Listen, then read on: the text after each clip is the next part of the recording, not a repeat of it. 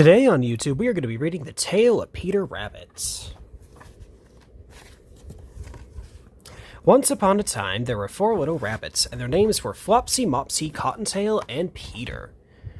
They lived with their mother in a sandbank under the roots of a big fir tree. "Now, my dear," said old Mrs. Rabbit one morning, "you may go into the fields or down the lane, but you don't go into Mr. McGregor's garden. Your father had an accident there. He was put in a pie by Mrs. McGregor. Now run along and don't get into mischief. I am going out."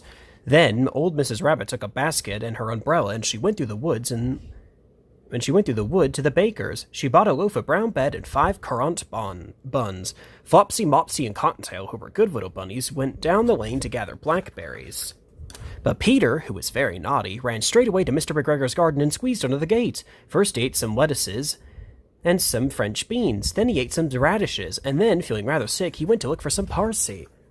But round the edge of a cucumber frame, whom should he meet but Mr. McGregor? Mr. McGregor was on his hands and knees, planting out young cabbages, but he jumped and ran after Peter, waving a rake and calling out, "Stop, thief!" Peter was most dreadfully frightened. He had rushed all over the garden, for he had forgotten his way back to the gate. He lost one of his shoes among the cabbages, and another shoe among the potatoes. After losing them, he ran on 4 legs and went faster, so that I think he might have gone away altogether if he not unfortunately ran into a gooseberry net and got caught by the large buttons on his jacket. It was a blue jacket with brass buttons, quite new.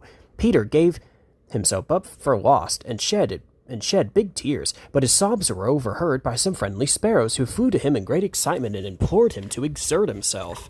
Mr. McGregor came up with a sieve, which he intended to pop upon the top of Peter, but Peter wriggled out just in time, leaving his jacket behind him, and rushed into the tool shed and jumped into a can. It would have been a beautiful thing to hide in if it had not had so much water in it. Wow, that's a weird way to word that. Anyway, Mr. McGregor was quite sure that Peter was somewhere in the tool shed, perhaps hidden underneath the flower pot. He began to turn them over carefully, looking under each. Presently, Peter sneezed. "Curdy-choo! I'm a curdy-choo!" Never mind. Presently, Peter sneezed. "Achoo!" Mr. McGregor was after him in no time and tried to put his foot upon Peter, who jumped out of a window, upsetting 3 plants. The window was too small for Mr. McGregor, and he was tired of running after Peter. He went back to his work. Peter sat down to rest. He was out of breath and trembling with fright, and he had not the least idea which way to go. Also, he was very damp from sitting in that can. After a time, he began to wander about, going whippity-whippity, not very fast, and looking all around. He found a door in the wall, but it was locked, and there was no room for a fat little rabbit to squeeze underneath. An old mouse was running in and out over the stone doorstep, carrying peas and beans to her family in the wood. Peter asked her the way to the gate, but she had such a large pea in her mouth that she could not answer. She only shook her head at him. Peter began to cry. Then he tried to find his way across the garden, but he became more and more puzzled. Presently he came to a pond where Mr. McGregor filled his water cans. A white cat was staring at some goldfish. She sat very, very still, but now and again the tip of her tail twitched as if it were alive. Peter thought it best to go away without speaking at her. You mean looking at her. Anyway, he had heard about cats from his cousin, little Benjamin Bunny.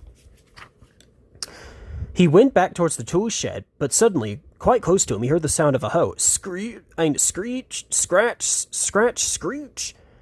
Peter scuttled underneath the bushes, but presently, as nothing happened, he came out and climbed upon a wheelbarrow and peeped over. The first thing he saw was Mr. McGregor hoeing onions. His back was turned towards Peter, and beyond him was the gate.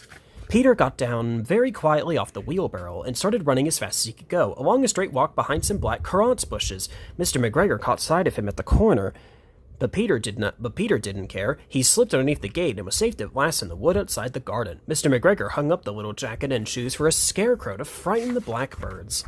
Peter never stopped running or looked behind him until he got home to the big fir tree. He was so tired that he flopped down upon the nice soft sand on the floor of the rabbit hole and shut his eyes. His mother was busy cooking. She wondered what he had done with his clothes. It was the second little jacket and pair of shoes that Peter had lost in a fortnight. I'm sorry to say that Peter was not very well during the evening. His mother put him to bed and made him some camomile tea, and gave a dose of it to Peter. 1 tablespoon would be taken at bedtime, but Flopsy, Mopsy, and Cottontail had bread, milk, and blackberries for supper. Alright, don't forget to like, comment, and subscribe. Talk to y'all later.